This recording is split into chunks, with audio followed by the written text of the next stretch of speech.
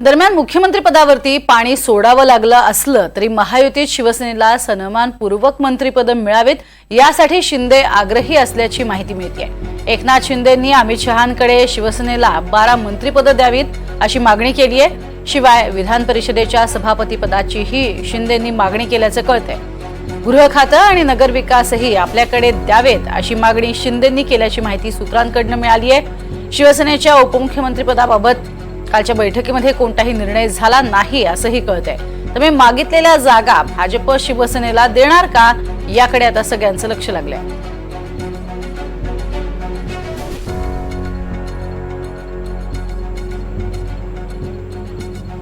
पालकमंत्रीपद आणि त्याचबरोबर गृह खातं नगरविकास खाती याशिवाय 12 मंत्रिपद हवी आहेत शिंदेंकडे।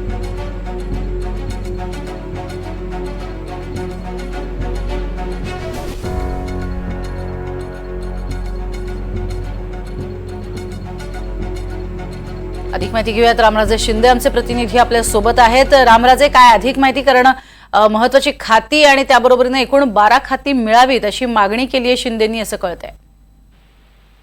बिलकुल, रात्री ही बैठक बराच वेळ चाललेली आहे आणि या बैठकीमध्ये मुख्यमंत्री पदाच्या नावावर तोडगा निघालेला आहे।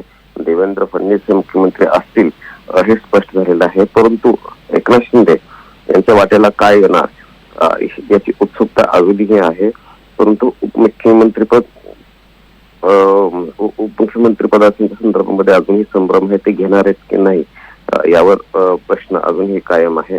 आज मुंबईमध्ये एक बैठक आयोजित करण्यात आलेली आहे। त्या बैठकीमध्ये सर्वच मुद्द्यावर तोडगा काढला जाईल आणि त्यानंतर पुन्हा दिल्लीला एक बैठक होणार असल्याचं एकनाथ शिंदे यांनी काल स्पष्ट केलेलं आहे। परंतु गृह आणि नगर विकास यांच्यासह 12 खात्यावर एकनाथ शिंदे यांनी दावा केलेला आहे। त्यामुळे पाहावं लागणार, कारण गृह खातं जे आहे ते भाजपकडे गृह खातं आहे। अशा वेळी गृह खातं दिलं जाईल का एकनाथ शिंदेंना हे पाहणं गरजेचं आहे आणि इतर महत्वाची खाती जी आहेत ती सुद्धा मागण्यात आलेली आहेत। त्यामुळे एकनाथ शिंदे यांचे किती मागण्या मान्य होत आहेत हे पाहावं लागणार आहे। परंतु ह्या बैठकीचा सिलसिला चालू असणार आहे। आज पण मुंबईमध्ये बैठक आहे, त्यानंतर पुन्हा दिल्लीमध्ये बैठक होणार आहे। त्यामुळे लगेच 1-2 दिवसात तोडगा निघेल असं अपेक्षा करता येणार नाही। नक्कीच रामराजे, पण मात्र या संपूर्ण घडामोडींमध्ये एक महत्त्वाचं की आता खाते वाटपामध्ये नवे भागीदार असल्यामुळे गेल्या वेळेला सुद्धा आपण त्या कुरबुरी झालेल्या पाहिल्या होत्या। अगदी पालकमंत्री पदावरनं सुद्धा कुरबुरी होताना दिसत होत्या। यावेळेला त्या कुठल्याही कुरबुरी होणार नाही त्याची काळजी भाजपकडनं घेतली जात असेल, काय नेमकं भाजपच्या गोटातनं माहिती?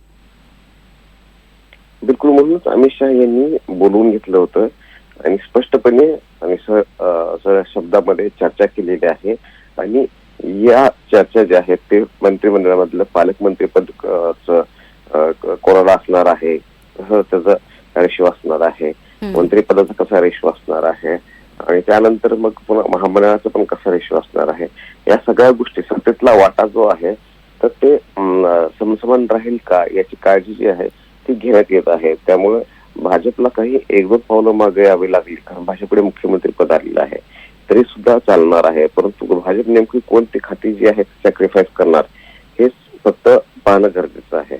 नक्कीच, तुर्तास धन्यवाद या संपूर्ण माहितीसाठी राम। तर गृह खातं नगर विकास सह महत्त्वाच्या खात्यांची मागणी करण्यात आलेली आहे। आता पुन्हा